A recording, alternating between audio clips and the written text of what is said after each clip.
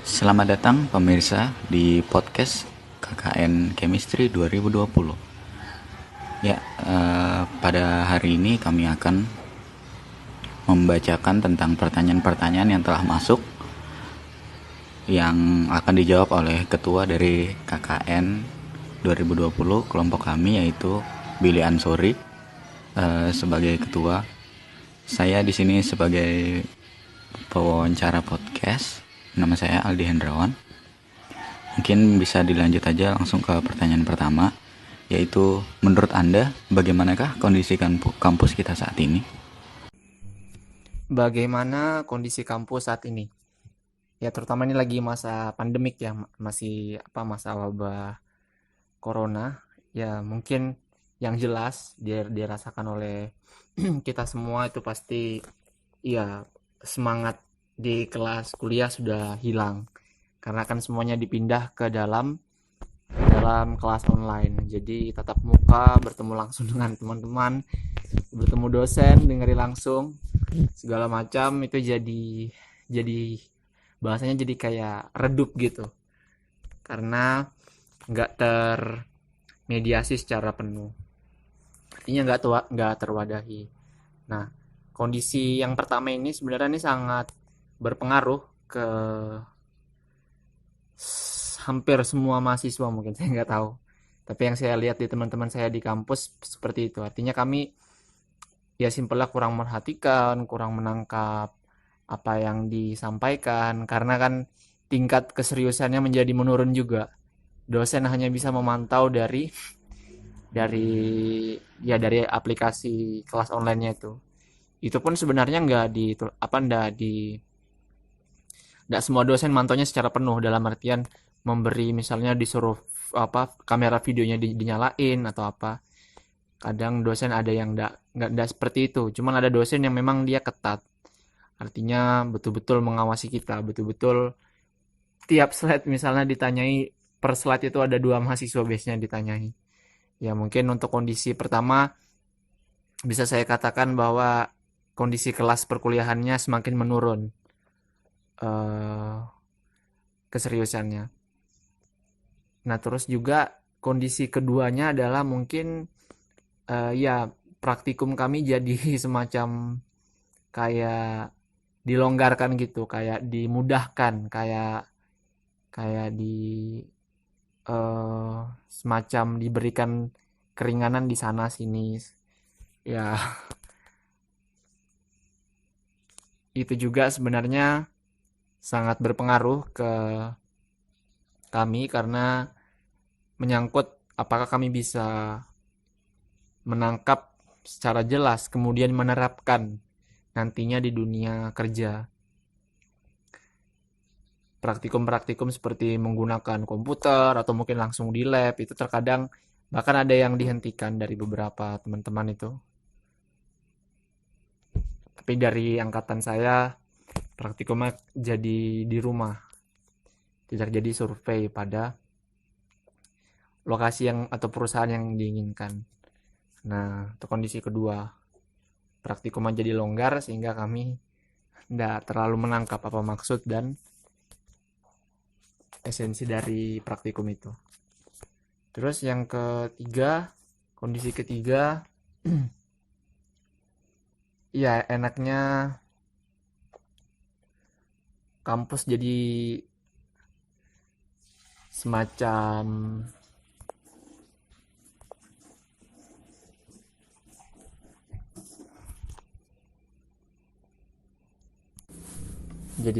tempat tempat terisolasi gitu karena kami ndak diizinkan ke sana, sehingga kami sedikit banyak tidak tahu apa yang dilakukan oleh eh, orang-orang kampus. Ya mungkin pada pada umumnya mungkin berbenah segala macam, tapi selebihnya kami ndak tahu apa yang mereka lakukan. Karena itu juga sangat-sangat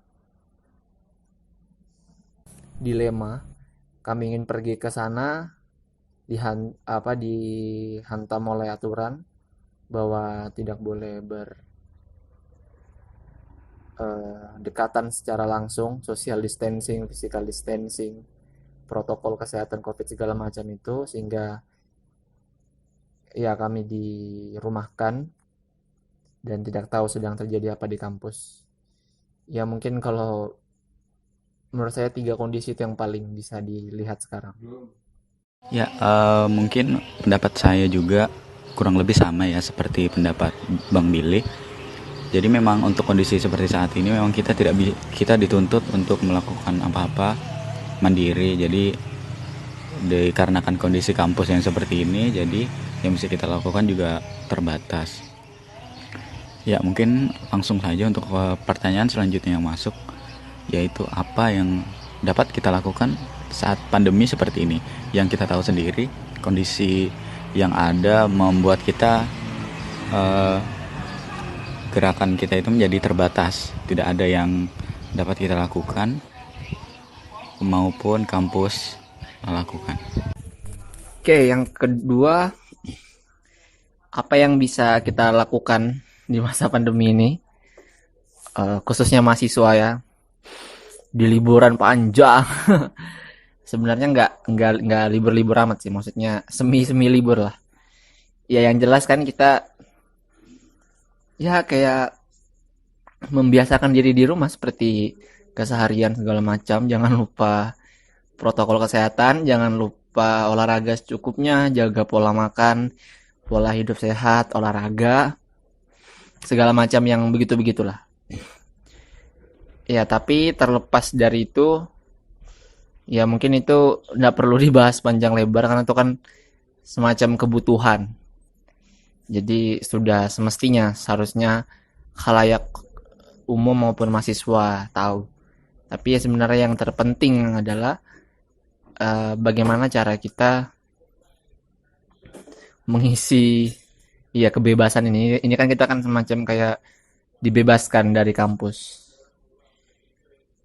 Ya jadi kuliah jadi sedikit fleksibel waktunya, jadi boleh on jam berapapun di hari apapun. Kalau dosen nentuin segala macam. Di samping itu kita ya dapat semacam kebebasan. Nah, sebenarnya yang patut untuk diperhatikan atau ditekankan untuk ke masing-masing kita di wabah ini yaitu bagaimana cara kita mengisi kebebasan tadi. Entah dengan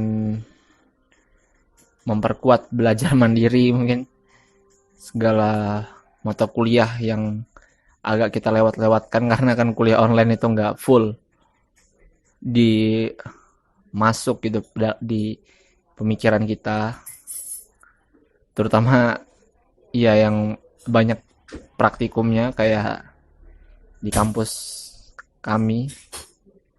Nah itu persoalannya sebenarnya di situ letaknya. Contohnya bagaimana ya? Contohnya belajar mandiri di rumah. Paling banter mungkin ya baca buku pelajaran mungkin, atau baca buku apa yang kita suka. Karena iya jangan sampai terlepas dari kita memang liburan panjang malahan jadi libur beneran, artinya semuanya kita liburkan. Nggak ngapa-ngapain, cuman mengisi hari jam-jam kosong dengan kegiatan yang sering kita lakukan. Setidaknya di itunya lah ya kita tekankan. Ya tuh mungkin yang ya perlakuan pertama mungkin lebih ke yang kedua. Mungkin kita bisa ya tadi kalau yang pertama tuh sifatnya ke dalam, mungkin kalau yang kedua sifatnya keluar, kita bisa ya ini mungkin waktunya bagi teman-teman yang mungkin semester agak tinggi mungkin atau lama sudah ngampus mungkin bisa nerapin semua ilmu yang didapat, entah itu yang matkul apapun lah, coba jadi tes gitu mungkin. Entah misalnya kalau misalnya lebih ke sosial ya silakan dibedah kondisi sosio politiknya gimana di saat wabah ini, atau mungkin kalau teman-teman dari